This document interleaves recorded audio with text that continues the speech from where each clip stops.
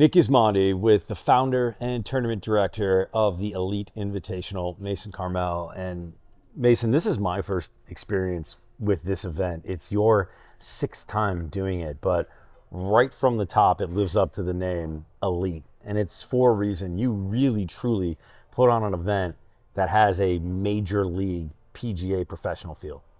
Yeah, I think it's not just the field, but it's the years prior that keep inspiring to raise the bar, push the standard. Each year we, as a tournament director and with my committee, we work our best to provide, a first-class event, which includes the first-class players. We're grateful that we do have the field that we have again this year. It's a great, fantastic field in terms of strength, but more importantly, all these kids embody, what we're looking for in terms of a person and a player. So when you wrap those two things together, to me, they're elite kids, they're elite people, and they're going to be elite players. And I think it is on multiple levels. The field is absolutely incredible, second to none. The names in this and the accomplishments and just who you have playing in the event, that's one level of it. The golf course here at the Ponte Vedra Inn and Club is spectacular and in just pure condition out there. And then just the way, as you said, these players are being treated with the gifts and the ambiance. And I mean, everybody says the devil's in the details, but let's break it down a little bit. We talked a little bit about the field, and I want to just elaborate on that. How do you manage to pull such talent at this time of year even as well? I mean, I think when I look at the field, I go back to year one. When I started this event, I hand wrote letters to about 100 players, and was lucky enough to have the majority of those kids come play. So one of the methods that I do up to even this year is I personally reach out to players even before the application process. I spend a lot of time following the existing graduating class, which is this year's the 26th. Yep. I follow the 27s and 28s. I like to follow their progress through the year. So as they accomplish something, more times than not in the golf world, but even in life in general, I'll personally reach out and I make it a point, right as our tournament starts at the registration process, there are some players that I'd love to host, whether they've won a big tournament or they've gone on to, be nominated for a character award or whatever it may be in their specific state, region, school.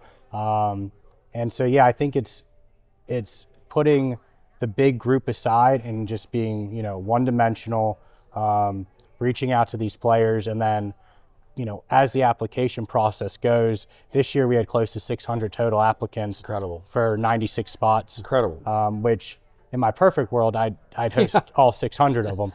But going through and finding out, all right, who's going to play, to us, yes, does ranking matter? Sure.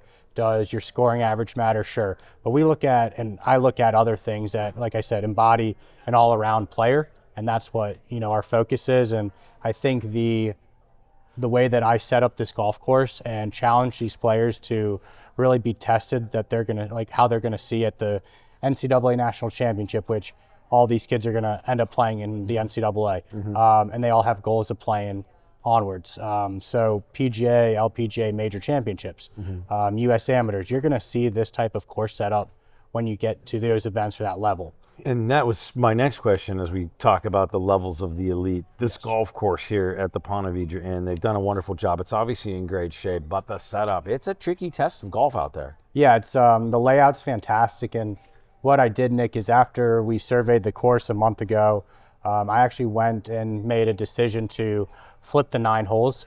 I did that because the way that the wind prevails on this golf course allows for a more challenging finishing stretch.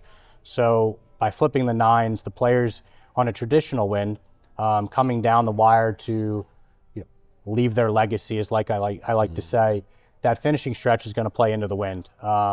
Which how we have it set up now, where the traditional layout, they would have downwind, which gives a lot of wedge shots or shorter irons with how far these kids hit it. And I like to see players who are able to step up with a mid iron and hit a good shot coming down the stretch. Not to mention, interestingly, one of the signature holes here is number 9. Because of that flip, is number 18 now in the tournament. And it's a tricky little par 3. Yeah, it's good. It's, again, with the typical wind out here, they're going to see a little bit into their face, a little left to right. I've got a great final pin placement for the last day. Yes. And, that green also has a slight 2-tier, so it requires a good golf shot, and also requires, if you've got a 1-shot lead coming in and you've got to go make 3, it requires a good golf shot and 2 good putts. Yeah, it protected a little on the right with some sand. Obviously, water comes into play, and it is the 18th, so you'll have a bit of a crowd behind it. It's finishes at the clubhouse. Yeah, I mean, looking back at years prior, we've had, around 100+ people end up spectating around that green. So looking at it and them being able to be on the bridge, behind the green, and just seeing everyone there, I think it's going to, really take what this course has to offer, and even their membership. If you're sitting there having lunch, you can look out the window and see this finish. It's going to be incredible. The other level of the Elite kind of goes into, obviously, the staff that you bring into play, but also just the way these players are treated. The accommodations in this area are phenomenal. The accommodations here at the Ponte Vedra Inn and Club are spectacular. But then it's I don't even know how to put a dollar amount on the elevation of the tee gifts, head covers, yardage book covers, alignment stick covers, apparel, custom stamped, fine high-level ball markers and divot tools. I mean, there's more. There's even more. Rangefinder. I mean, there's so much that these young men and women are coming away with. I mean, you feel like it's Christmas before Christmas. Yeah, and it's, when we look at it, this is an opportunity to really get these players to understand their value. Yeah. And one thing that my late father taught me and instilled in me is, if you're going to do something, do it right. And I get 4 days out of the entire year to do something right. And I'm not here to compete with other golf tournaments. Yeah. I'm here to compete with myself and how well I can compete with myself. So each year I like to try to do something a little bit different in terms of tee gifts, but yet, maintain that level that I set the first year. All gas, no brakes, all in, as we've been saying. That's it. It's all gas, no brakes, and a simple motto that I live by, and is I keep my head down, I work hard, and I stay humble. You mentioned your father. He's a big reason why you do this, and his legacy has fed this and is the coal and the engine of the train that is just absolutely tearing down the tracks right now. Explain why he's so instrumental in this and why you've carried that legacy on, Mace. So in June of 2020, I called my dad and said, "Dad, I've got the keys to a golf course in Hilton Head. I'm going to run a golf tournament." And he said, "You go do it. I'm going to be your starter." So come November in Hilton Head, South Carolina, there was Frank J. Carmel, cigar in hand. Okay. And he was our starter. I mean, I can see it. I can see it. He was the bucket hat or anything like that. Give me the visual on the hat too. I see like this guy with a big old stogie. The cigar was in hand from 7:30 to 1 o'clock. No, he was. He lit up every room. And after the first year, I had recently gotten engaged. Shortly after that, my dad and I were best friends. We did absolutely everything together. He introduced me to the game of golf. One thing that also makes this year so special is the Ponte Vedra Inn and Club was one of my dad's first clients when he started his law practice. And to, what my dad means to me in this tournament was, when we lost him, I didn't think I would have the mental or emotional capacity to run this event the second year. I really didn't. And I remember sitting there looking back at year one highlights, and there was a video that our internal media team put out, and it's his voice at the start of the video announcing the players' names. And when I heard him announce that first player, it was like, you know what, Mason, this isn't about you. This is about the 90-some players that are here this week or that will be there this year.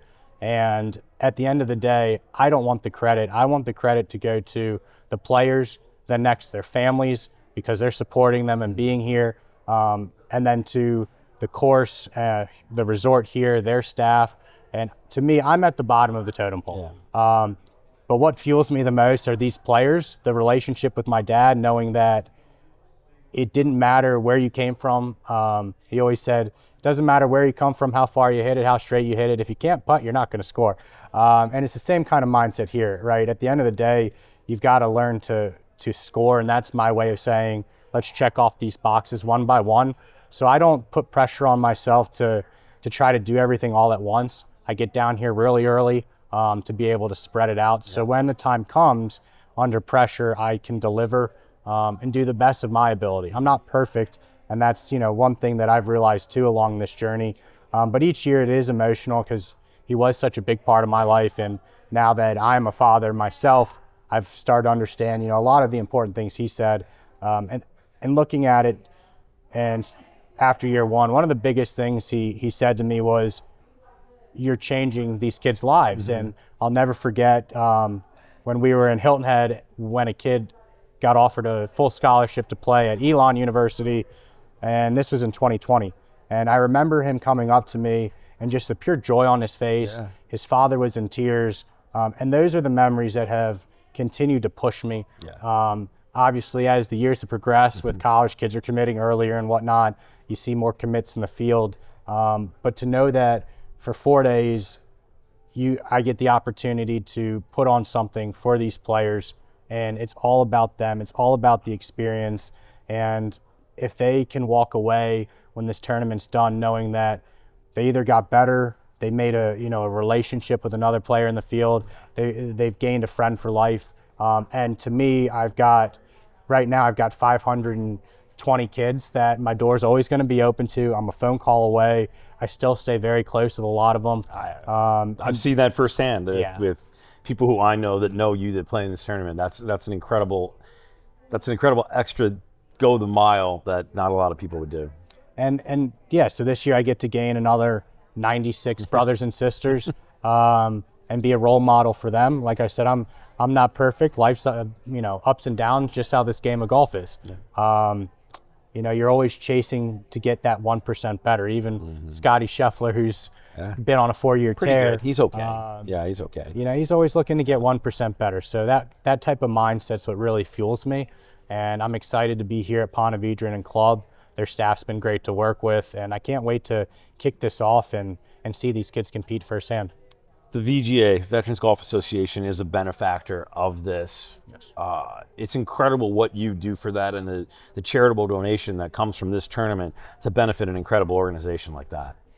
So after the first year, we benefited St. Jude, and I've had a lot of friends and family that have served in different branches of our military, and I had the great opportunity to meet Tim Stanton and Josh Payton, who really got the VGA started, and Josh Payton's taken it to a whole nother level.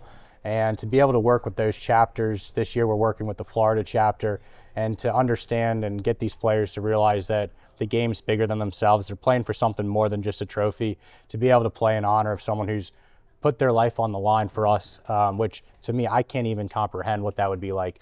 But if it weren't for people like them, someone like myself wouldn't have the opportunity to play this game, this sport that I absolutely love, or deliver a tournament that I love, and I believe a lot of players love. You have a young daughter right now. I just got a chance to meet her. This is a family affair from you, from the legacy of your father to your daughter hanging around here. Your wife is out here helping out. You got a son on the way. Is the ultimate dream that the Elite Invitational will still be going on in 15 years from now, 10 years from now, and your son or daughter will compete in this amazing event carrying on that legacy? I mean, it'd be a blessing if my daughter Bentley wanted to compete and play competitive golf. I'm not going to push it on her, but she does have a custom putter already. Okay, all right. So she's getting there. Yeah, she's halfway on the way. When my son gets born this late spring, again, I'd love him to play golf with me. I'm not going to push it on him. If they do decide to play that'd be great. They're going to have to earn their spot, though. This is an invitation, so that's going to be well known. But looking at the longevity of this tournament, my goal is to have this tournament be run well past my existence. So, I hope to live a long, healthy life, and one day there's going to be someone who's going to take that role of tournament director when I'm no longer here. So yeah, I foresee this tournament going on for 100+ years. I want to compete with the USGAs, and we're not there yet. We've got a long way to continue to go and grow and gain some sponsors and whatnot. But the way we're trending and the people we're working with, like yourself, the great media team at Babygrande Golf, the small internal staff that we have, eventually that will grow. But keeping it so close knit, it makes things more meaningful, and I think it allows us to deliver a better product. And again, I can't emphasize enough, it's all for these kids. So we're 6 years in. With today's technology, maybe I'll get to see year 100, but without a doubt, yeah, I don't see this going anywhere anytime soon. Lastly, it's such a family affair for you. I know how much it means for your wife to be here helping you out, and just her support through all of this as well, because this takes a lot of lift from you, and you have a young family, and just it must be massively momentous and meaningful for you to have her at your side. Yeah, Anna's been my rock through this all. She was at my house when I drew the logo in June of 2020, and said, "Are you crazy?" And I said, "Yeah, I'm going to run a junior golf tournament." But Anna has filled the role of director of player relations. She is a big part of why we are at this, or how we've gotten to this point. And like you said, it is a family affair. So the last 2 years with having a 2-year-old daughter has been a little bit different than the first 4. But it's special to be able to share these moments with Bentley, Anna, and my mom's down here this week, and just to be able to have our families be involved. It's incredible. But to Anna, like you said, she plays a huge role in this.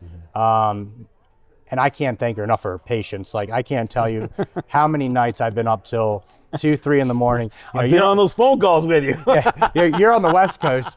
You're on the West Coast. So, but no, it's not just being up late. It's making sure, really, the fine tuning the details, and her patience with me through this, and really the 6 months out of every year. Yeah. I can't thank her enough. And all the players will have the opportunity to see her in scoring. She's handling all that. She got all of our pairings up and rolling today.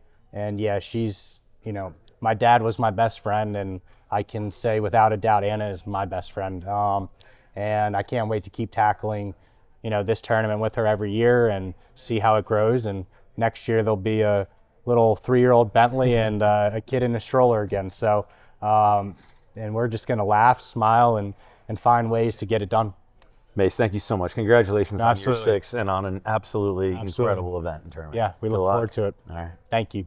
Mason Carmel, founder and tournament director of the Elite Invitational.